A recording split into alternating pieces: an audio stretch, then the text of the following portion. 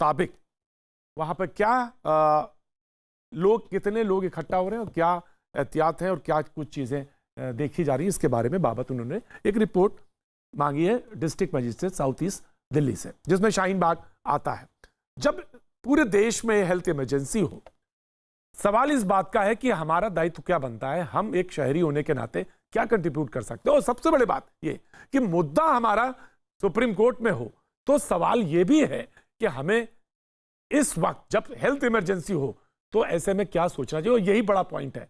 शुएब जमाई साहब, आप कह रहे थे बार बार, तो जो कमीशन ने लिखा और सवाब तलब मांगा है डीएम से, ये इसी बाबत पूछा है उन्होंने कि भाई बताइए कि आखिर वहां पे किस तरह से चीजें असेंबल हो रही हैं।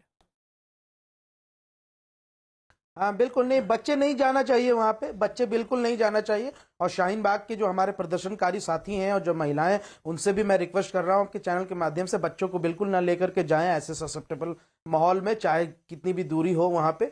और दूसरी बात यह है कि अभी मैं आपके चैनल के माध्यम से आप जो है आपस में संवाद कराने की कोशिश कर रहे हैं, मैं ये बहुत सराहनीय कदम है। इसी कड़ी में मैं एक बात जोड़ना चाहूंगा प्रतीक जी की, ठीक है अगर संवाद हो रही है तो क्या ये बात हो सकती है कि भाई जो अभी एंटी सीए जो प्रोटेस्टर्स है बड़ी तादाद में उनको पकड़ा गया है, जेलों में बंद है, वहां भी बहुत ज्यादा ससेप्टिबिलिटी रेट है, उनको खतरा है कोरोना का, उनको अभी छोड़ा जाए। फिलहाल जो डिटेंशन कैंप में जो आसाम में लोग रह रहे हैं वहां भी बड़ी दयनीय स्थिति है, वहां पर भी उनको छोड़ा जाए। ये सारी चीजें अगर हो जाती है तो मुझे लगता है शाहीन बाग के जो हमारे आंदोलनकारी साथी हैं जरूर इस पर सोचेंगे कि भाई हाँ नहीं ठीक है, हम इसको सस्पेंड करते हैं या कुछ दिन के लिए एहतियाती कदम के तौर पर हम ये एक रणनीति तय करते हैं। तो इस तरीके से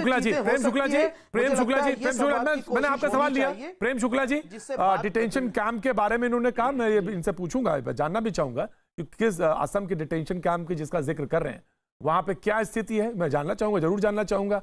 और वो तो अभी निर्माणाधीन ही है, बना ही नहीं है, 65% बना है, जिसके बारे में बात हो रही थी, 60-65% उसके नहीं कुछ 6 डिटेंशन कैंप है जो कि केंद्र सरकार ने सुप्रीम कोर्ट में हलफनामा दायर करके कहा था कि 928 वो किस जमाने के हैं डिटेंशन कैंप में, और वो किस जमाने के हैं हुजूर आली, वो किस जमाने के हैं? वो शुरू से चले आ रहे हैं।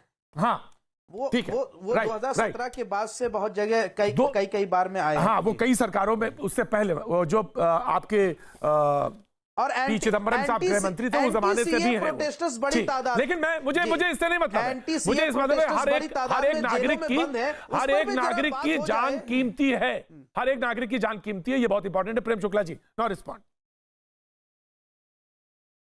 देखिए आदरणीय आलोक जी ने एक शब्द का प्रयोग किया, ब्लैकमेलिंग। मैं उस ब्लैकमेलिंग शब्द को आप इसी के पैनल पे शोएब जमई की बातचीत से, क्या सरकार को पता नहीं कि डिटेंशन सेंटर में कैदियों की पूरी तरह से सुरक्षा रखना, स्वास्थ्य का ख्याल रखना, आपको लगता है दायित्व बोध नहीं होता है?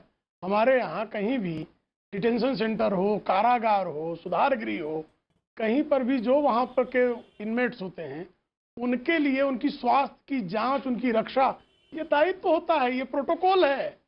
लेकिन अब उनको चूंकि कुछ मुद्दा है नहीं, और शाहीन बाग इनके कहने पे चले जाएंगे क्या? ये कह के देखे शाहीन बाग से कोई चले जाए, ये वहां शाहीन बाग खुद चले जाए, पता लगा कि इनका दैहिक समीक्षा कर दी जाए, ऐसी स्थिति है। तो मुझे लगता है कि मुद्दे की बात की जाए कि महामारी का समय है, प्रोटोकॉल लागू है, लोगों के प्राणों की रक्षा आवश्यक है, और स्टेज 2 पर आ चुका है कोरोना वायरस, और ग्लोबल प्रॉब्लम है ये।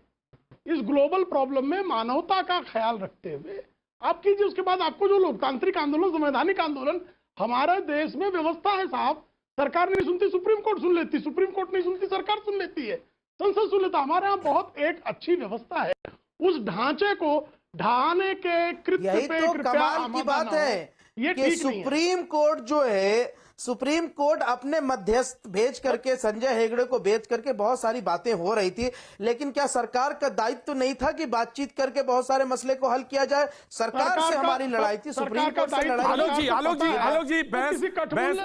जी आना चाहते हैं? जी आलोक जी वांट टू से समथिंग जी। के प्रोटोकॉल नहीं तय करते हैं जी। ये बार बार सुप्रीम कोर्ट कह रहे हैं, और कह रहे हैं कि सरकार का दायित्व ये, सरकार का दायित्व, जैसे सरकार की सारी जिम्मेदारी इनको पता है। सरकार को तो अपनी जिम्मेदारी आज तक पता ही नहीं थी। इन्हीं के मंच से सुप्रीम कोर्ट के बारे में कसीदे पढ़ने वाली वो लड़की याद है ना, कि सुप्रीम कोर्ट भी इस देश का हमारे लिए कुछ नहीं करेगा, ये लड़ाई हमें अपनी लड़नी है। तो उस वक्त सुप्रीम कोर्ट कहां चला गया था साहब? ये सब बंद कीजिए। मेरा सरकार से सीधा दरख्वास्त है, बातचीत बहुत हो गई, हेल्थ इमरजेंसी लगी हुई है, आपदा कानून घोषित हो चुका है, कल तक खाली नहीं करते हैं, उस एरिया में कर्फ्यू घोषित करके, हेल्थ कर्फ्यू घोषित करके इनको घर में घुसवाइए। इनके कारण पूरे देश और पूरे दिल्ली को खतरे में नहीं डाला जा सकता। मैं फिर सरकार से अपील करता हूं, चाहे कोई हो, इसमें फॉर्म हैंड की जरूरत है। बहुत हो गई मान मनोबल, बहुत हो गया प्यार से समझाना, बहुत प्यार से समझाना। हेल्थ कर्फ्यू इंपोज कीजिए उस जगह पर। आपके कारण पूरे दिल्ली के 2 करोड़ 30 लोग को खतरे में नहीं रह सकते हैं। और ऐसी कोई तादाद नहीं है जिससे कोई महामारी फैलने का कोई खतरा हो। होता है। चुप रहिए, आप अपना विजुअल देख लीजिए। बकवास तब से किए जा रहे हैं, इनसे बात करके समय वेस्ट कर रहे हैं। इनको अरेस्ट करना चाहिए सबसे पहले, यही लोग भड़का रहे हैं वहां पे। ऐसे ऐसे लोगों को अरेस्ट करके जेल में डाल देना चाहिए। नेशनल सिक्योरिटी थ्रेट है ये लोग। इनसे बात नहीं करना बेकार है, इनसे बात करना। मुझे बताइए जमाई साहब, जमाई साहब मुझे बताइए फिर कैसे हल होने वाला है? जमाई साहब हल मुझे बताइए, को डिरेल करने का काम करते हैं। मुझे तरीका बताइए। अरेस्ट करना चाहिए। चुप, ये तर्क नहीं है, ये लटकाना भटकाना। यासिर मैं आ रहा हूं, डॉक्टर फारूक आ रहा हूं। यासिर जिलानी हमारे साथ जुड़ रहे हैं। इसको जरा चुप कर। अरे जाओ भाई, प्रतीक जी, जाओ, तुमसे कोई बात नहीं होगी। चलो, मैं बहुत बाद जुड़ा हूँ, मेरी बात सुन लीजिए। देखिए, बहुत विडंबना है ये जो बैठ के यहाँ नफरत फैला रहे हैं 2-3 लोग, और ये कह रहे हैं कि हमसे लोग दुश्मनी करते हैं, हमसे नफरत करते हैं। अरे आप वहां की मुस्लिम भाई बहनों और मुस्लिम औरतों से नफरत करते हैं। ये जो बैठ के आपके पैनलिस्ट में शोएब जामई, इनकी हिम्मत नहीं है कि वहां घुस जाए। इनको भगाया गया है शाहीन बाग से, ये समझ नहीं रहे